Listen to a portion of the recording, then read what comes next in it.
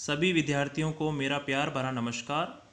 प्रिय विद्यार्थियों, जैसा कि आपको पता है कि कोविड-19 कोरोना वायरस की वजह से हमारे विद्यालय में काफ़ी समय से सभी कक्षाएं बाधित है, जिसके चलते हमारे विद्यालय के संस्था प्रधान श्री नरेंद्र सिंह राठौड़ व सचिव महोदय धर्मेंद्र सिंह राठौड़ के द्वारा विद्यार्थियों के हित को ध्यान में रखते हुए ऑनलाइन क्लास लेने का निर्णय लिया है। मुझे बहुत खुशी है कि हमारे विद्यालय के द्वारा ऑनलाइन कक्षाएं शुरू की गई। मैं हमारे विद्यालय के संस्था प्रधान व सचिव महोदय को बहुत बहुत धन्यवाद देता हूं।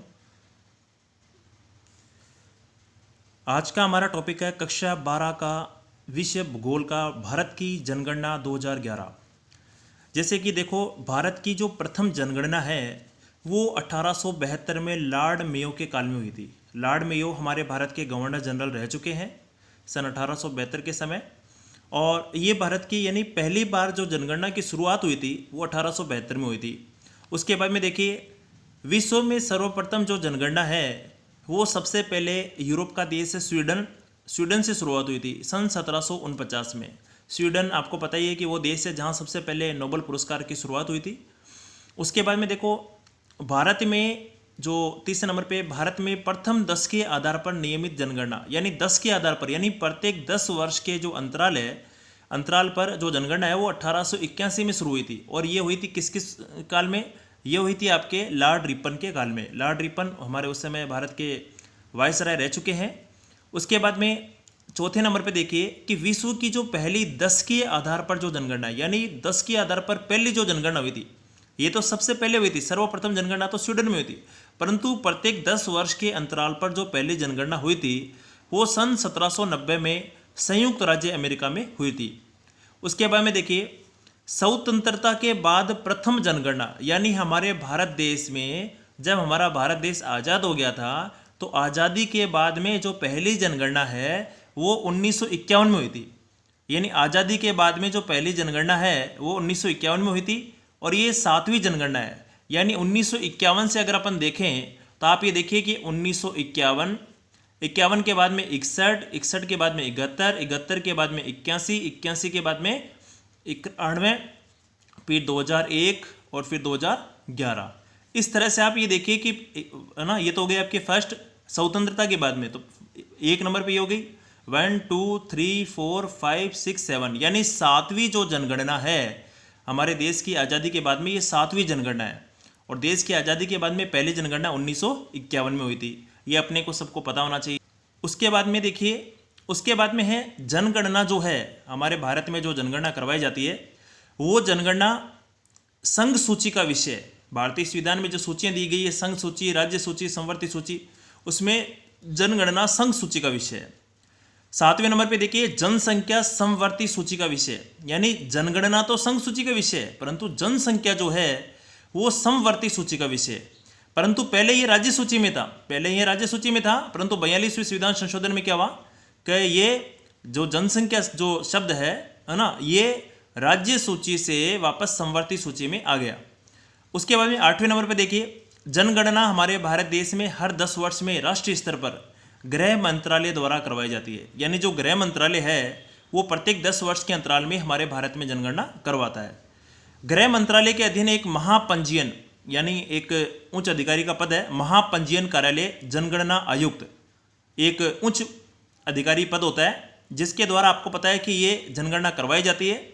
भारत के जो प्रथम जनगणना आयुक्त है वो प्लाडेन थे। इनका जो पूरा नाम था वो हेनरी प्लाडेन था, और इन्हीं के ये पहले जनगणना आयुक्त रहे हैं ये हमारे भारत के।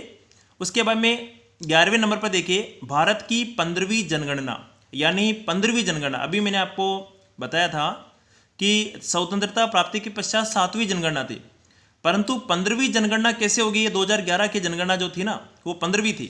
वो 15वीं कैसे थी उसका भी मैं आपको बता रहा हूँ। देखिए, आप ये देखो कि 1881 में नियमित जनगणना हुई थी, पर पहली बार जनगणना कब हुई थी? 1872 के अंदर।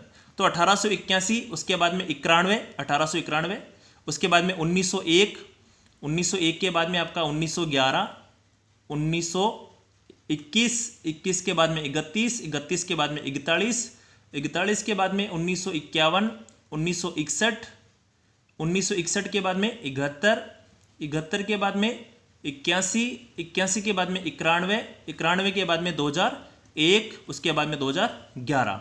अब आप ये देखो कि इन्होंने बोला है कि भारत की 15वीं जो जनगणना है वो किस तरह से, देखिए तो पहली जनगणना कब हुई थी 1872 में। तो देखिए 1 2 3 4 5 6 7 8 9 10 11 12 13 14 15, यानी 1872 से लेकर के हमारे भारत की ये 15वीं जनगणना है ना, 1872 से। और उसके बाद में आप ये देखिए कि इसमें दे रखा है कि 2011 में जो हमारी जनगणना हुई है, 15वीं जो जनगणना हुई थी, उसके जनगणना आयुक्त कौन थे? इनका नाम था चंद्रमौली, इनका पूरा नाम था डॉक्टर सी चंद्रमौली था, है ना। उसके बाद में आगे देखिए, इसमें नेक्स्ट देखिए 12वें नंबर पे भारत की 15वीं जनगणना जो 2011 की जनगणना है वो 10 के आधार पर 14वीं थी। यानी 10 के आधार पर कैसे, मैं आपको बताता हूं। देखिए इसमें जैसा कि अभी अपन ने पढ़ा था कि 1881 से लेकर के 2011 की जो जनगणना हुई है वो अब तक की कौन सी, मतलब कि 14वीं है। वो 14वीं कैसे है कि आप देखिए कि 1872 में तो पहली बार जनगणना हुई थी, वो 10 की जनगणना नहीं थी, वो लॉर्ड मेयो के काल में जो हुई थी वो 10 की नहीं थी। अगर हम 10 की बात करें तो 1881 से शुरू हुई थी, 1881 से 81 से अगर अपन बात करें 2011 के बीच तक की, 1881 से 2011 के बीच में, तो आप ये देखिए कि ये 14वीं जनगणना है, यानी ये 14 है ना, 14वीं मतलब कि 10 के आधार पर 14वीं जनगणना है। उसके बाद में देखो 13वें नंबर पर है भारतीय जनगणना अधिनियम 1948 में है, यानी भारत में जनगणना का जो अधिनियम है वो 1948 में सामने आया था। उसके बाद में 14वें नंबर पे देखो भारत में सन 1911 से 21, यानी भारत में जो 1911 से लेकर के 21 के समय को महाविभाजक काल कहते हैं। यानी इसको महाविभाजक काल इसलिए कहते हैं क्योंकि इस समय भारत की जनसंख्या में वृद्धि की बजाय, यानी जनसंख्या बढ़ी नहीं, बढ़ने की बजाय जनसंख्या में कमी आ गई। और कमी कितनी आई? -0.31% जनसंख्या में कमी आई। इसलिए इसको 1911 से 1921 के समय को भारत में महाविभाजक काल के नाम से जाना जाता है। और इसका मुख्य कारण क्या था कि 1911 से 21 के समय हमारे भारत में अकाल पड़ा, अकाल के साथ महामारी हुई, और महामारी के कारण आपको पता है कि देश में जनसंख्या वृद्धि की बजाय जनसंख्या में कमी दर्ज की गई। उसके बाद में 15वें नंबर पे देखिए, अगर हम बात करें सर्वाधिक वृद्धि दर, यानी हमारे भारत में सबसे ज्यादा जो जनसंख्या की वृद्धि दर रही है वो 1961 से लेकर के 71 के दशक में रही है। कितनी? 24.80% जनसंख्या बढ़ी। यानी हमारे भारत की जनसंख्या 1961 से लेकर के 71 का जो दशक था उसमें जनसंख्या सबसे ज्यादा बढ़ी, और वो बढ़ी 24.80%। उसके बाद में देखिए 16वें नंबर पर आपका दे रखा है सर्वाधिक जनसंख्या वाले देश। ये माध्यमिक शिक्षा बोर्ड जो पिछले साल का 2019 के पेपर में पूछा गया था कि भारत में सर्वाधिक जनसंख्या वाला देश कौन सा है, तो प्रथम स्थान चीन का है, द्वितीय स्थान आपको पता है ये भारत का है। तो चीन की जनसंख्या 134 करोड़ है, हमारे भारत की 121 करोड़ है। उसी प्रकार तीसरे स्थान पर संयुक्त राज्य अमेरिका का स्थान है, चौथे स्थान पर इंडोनेशिया है। उसके बाद में देखो 17वें नंबर पर है 11 जुलाई 1989 से, यानी हमारे जो विश्व में है 11 जुलाई 1989 से विश्व जनसंख्या दिवस की शुरुआत की गई। ये शुरुआत की गई थी यूएनडीपी के द्वारा। UNDP United national development programming, संयुक्त राष्ट्रीय विकास कार्यक्रम के द्वारा, है ना, ये सबसे पहले विश्व जनसंख्या दिवस की शुरुआत की गई 11 जुलाई 1989 से। और क्योंकि इस समय आपको पता है कि 11 जुलाई 1987 तक हमारे भारत में विश्व के अंदर विश्व की कुल जनसंख्या 5 अरब हो गई थी। उसके बाद से आपको पता है कि यूएनडीपी की द्वारा इसकी शुरुआत की गई। 18वें नंबर पे देखिए भारत की जनगणना 2011 में, यानी जो 2011 की जो जनगणना हुई थी उसमें भारत में 640 जिलों को शामिल किया गया। उसके बाद में जनगणना में देखो आप 19वें क्वेश्चन में देखिए जनगणना 2011 की जो थीम है ना, इसका जो थीम था वो था हमारी जनगणना हमारा भविष्य। ये इसकी थीम थी, जनगणना 2011 की थीम। 20वें नंबर पे देखिए भारत की जनसंख्या 2011, यानी भारत की जो जनसंख्या 2011 की जनगणना के आधार पर भारत की जनसंख्या 121 करोड़ है, जिनमें पुरुषों का प्रतिशत 51.5% और महिलाओं का प्रतिशत कितना है 48.5%, है ना। तो अपने को ध्यान रखना है, अगर इन दोनों को जोड़ते हैं तो टोटल हो जाएगा आपका 100%। 51 में अगर 5 अगर अपन जोड़े तो 52 हो गए, है ना। उसके बाद में देखिए तो 50 हो गया, तो ये टोटल 100% हो जाएगा। अगले नंबर पे देखिए 21वें नंबर पे भारत की जनसंख्या विश्व की कुल जनसंख्या का 17.5% है। यानी भारत की जो जनसंख्या है ना वो विश्व की कुल जनसंख्या, अगर हम 2013 की जनगणना के अनुसार देखें तो विश्व की जनसंख्या 714 करोड़ है, यानी 714 करोड़। इसी के हिसाब से अगर अपन देखें तो भारत की जो जनसंख्या है वो विश्व की कुल जनसंख्या का 17.5%। अब आप ये देखिए कि जनसंख्या में अगर बात करें तो विश्व में दूसरे स्थान पर है, और विश्व के कुल क्षेत्रफल का भारत का क्षेत्रफल देखें तो मात्र 2.4% है, और जनसंख्या में देखो विश्व में भारत का दूसरा स्थान है। यदि हम बात करें भारत में सर्वाधिक जनसंख्या वाले राज्यों की, सर्वाधिक जनसंख्या वाले राज्यों में अगर अपन देखें तो सबसे पहले स्थान पर आता है उत्तर प्रदेश। उत्तर प्रदेश का पूरे भारत में सबसे अधिक जनसंख्या वाला राज्य है ये, 20 करोड़ इसकी जनसंख्या है, और भारत की कुल जनसंख्या में इसका प्रतिशत का अनुपात है 16.5%, 16.5%। और महाराष्ट्र जो है इसका दूसरा स्थान है, इसकी जनसंख्या 11.24 करोड़ है, और भारत की कुल जनसंख्या में इसका स्थान है इस प्रतिशत में 9.28%, यानी इसका दूसरा स्थान है। तीसरे नंबर पर बिहार है, इसकी जनसंख्या 10.40 करोड़ है। यानी भारत में सर्वाधिक जनसंख्या वाले जो राज्य है वो ये है। न्यूनतम जनसंख्या की बात करें तो न्यूनतम जनसंख्या में देखिए, न्यूनतम जनसंख्या में सिक्किम की जनसंख्या सबसे कम है, यानी 6 लाख जनसंख्या। यानी भारत में अगर पूछ ले कि भारत में सबसे कम जनसंख्या वाला राज्य कौन सा, तो वह सिक्किम में 6 लाख। इसका प्रतिशत कितना है भारत की, अगर अपन बात करें भारत की कुल जनसंख्या में, तो इसका प्रतिशत है 0.05%, जो कि बहुत कम है। और दूसरा स्थान है वो है मिजोरम का, जिसकी जनसंख्या 10 लाख है, इसका प्रतिशत है 0.09%, दूसरे नंबर पे। अगले नंबर पे देखिए भारत की दशकीय जनसंख्या वृद्धि दर। अभी अपन ने पहले बात की थी कि हमारे भारत की जो दशकीय जनसंख्या वृद्धि दर है वो शुरुआत हुई थी 1881 में, 1881 में लॉर्ड रिपन के काल में नियमित रूप से जनगणना। और पहली बार मैंने आपको बताया था 1872 में पहली बार जनगणना हुई थी, प्रथम जनगणना, जो कि लॉर्ड मेयो के काल में हुई थी। अब ये कह रहे हैं कि भारत की दशकीय जनसंख्या वृद्धि दर 17.64% है, यानी प्रत्येक 10 वर्ष में भारत की जो कुल जनसंख्या है वो 17.64% है। यानी अभी वर्तमान में आप देखो 2001 में भारत की जनसंख्या 102.8 करोड़ थी, या 102 करोड़ थी। अभी वर्तमान में 2001 में 2011 के अंदर ये कितनी हो गई, 121 करोड़ हो गई। यानी आप ये देख सकते हो कि जो जनसंख्या का जो प्रतिशत है वो पिछले 10 वर्ष में 17.64% जनसंख्या बढ़ी है कुल जनसंख्या का। और वार्षिक वृद्धि दर देखें, यानी एक वर्ष में भारत की जनसंख्या कितनी प्रतिशत बढ़ रही है, तो प्रति वर्ष आपको पता है जनसंख्या बढ़ रही है 1.64%। यानी आप ये देख सकते हो जैसे 2001 से लेकर के 2011, यानी 2001 से लेकर के अब जैसे 2001 हो गया, उसके बाद में 2002, यानी इन 2 वर्षों के जो बीच में जो जनसंख्या की वृद्धि बढ़ रही है वो एक वर्ष में आप देख लो 1.64% है। अगर देखो अगले नंबर पे दशकीय वृद्धि दर, यानी आप ये देख सकते हो कि भारत में सबसे ज्यादा दशकीय वृद्धि दर वाला राज्य कौन सा है, यानी सबसे ज्यादा पिछले 10 वर्ष में सबसे ज्यादा जनसंख्या कहां बढ़ी है, किस राज्य के अंदर जनसंख्या बढ़ी है दशकीय वृद्धि दर में, तो उसका नाम है मेघालय।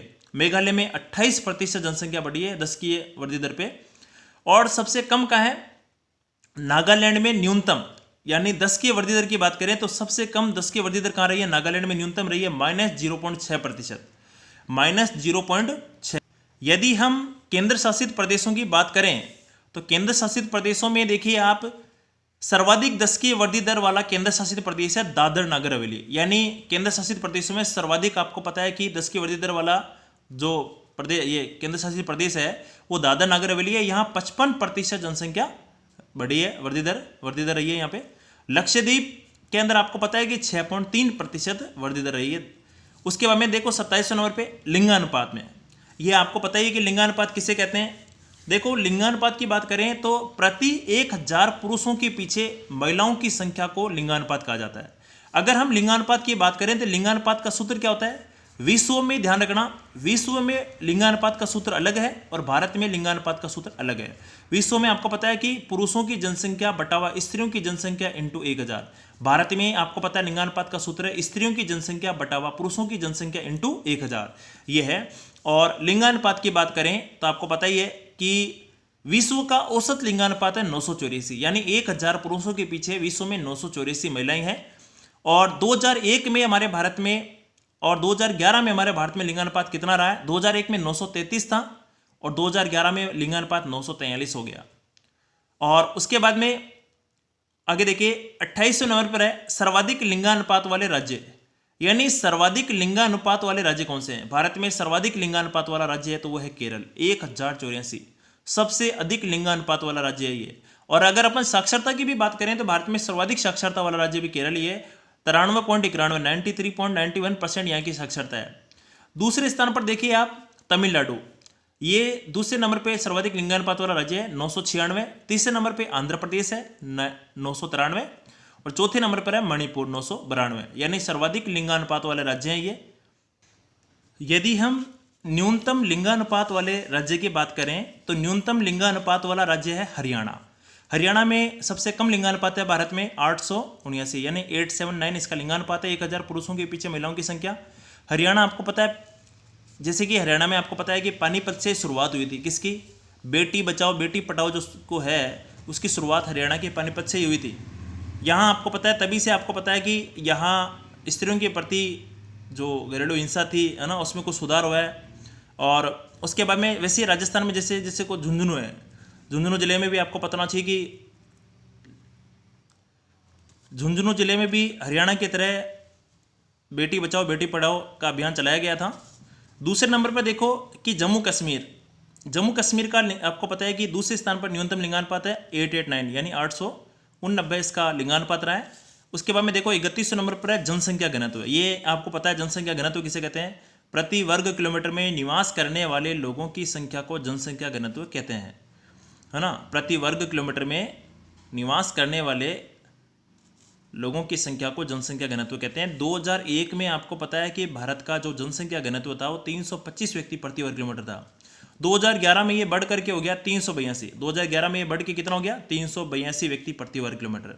और न्यूनतम आप देख लो कि 1901 की जो जनगणना थी उसमें आपको पता है कि जनसंख्या घनत्व ओनली 477 था, सबसे कम जनसंख्या घनत्व है। उसके बाद में देखो सर्वाधिक जनसंख्या घनत्व वाला राज्य है बिहार। बिहार का जनसंख्या घनत्व 1106 व्यक्ति प्रति वर्ग किलोमीटर है, यानी बिहार में जनसंख्या घनत्व सबसे अधिक है भारत में। न्यूनतम जनसंख्या घनत्व है अरुणाचल प्रदेश में 17 व्यक्ति प्रति वर्ग किलोमीटर, यानी न्यूनतम जनसंख्या घनत्व है अरुणाचल प्रदेश में 17 व्यक्ति प्रति वर्ग किलोमीटर। जैसे यहाँ पर न्यूनतम अरुणाचल प्रदेश का, वैसे हमारे राजस्थान के जैसलमेर का भी 17 व्यक्ति प्रति वर्ग किलोमीटर है। और इसके अंदर अगर अपन देखें सर्वाधिक जनसंख्या घनत्व वाला राज्य, तो हमारे यहाँ पर अभी अपन ने बिहार का पढ़ा है। राजस्थान में अगर अरुणाचल प्रदेश का सबसे कम है तो सबसे ज़्यादा जयपुर का है। सर्वाधिक जनसंख्या घनत्व वाला केंद्र शासित प्रदेश है तो वह है दिल्ली, 11,320 व्यक्ति प्रति वर्ग किलोमीटर। 11,320 व्यक्ति प्रति वर्ग किलोमीटर। न्यूनतम जनसंख्या घनत्व है अंडमान निकोबार द्वीप समूह, इसका कितना है 46 व्यक्ति प्रति वर्ग किलोमीटर, यानी भारत में सबसे कम जनसंख्या घनत्व वाला जो केंद्र शासित प्रदेश है वो है अंडमान निकोबार द्वीप समूह है। यहाँ का जनसंख्या घनत्व 46 व्यक्ति प्रति वर्ग किलोमीटर है। यदि हम भारत में साक्षरता की बात करें तो साक्षरता किसे कहते हैं, ये आपने पहले पढ़ा भी होगा कि एक ऐसा व्यक्ति जिसकी आयु 7 वर्ष या उससे अधिक हो, जो पढ़ सकता है, लिख सकता है, समझ सकता है, समझा सकता है, वो साक्षर कहलाता है। भारत में अगर साक्षरता की बात करें तो भारत की कुल साक्षरता है 74% और औसत साक्षरता है, पुरुष साक्षरता है 82.14 और महिला साक्षरता है 65.40%।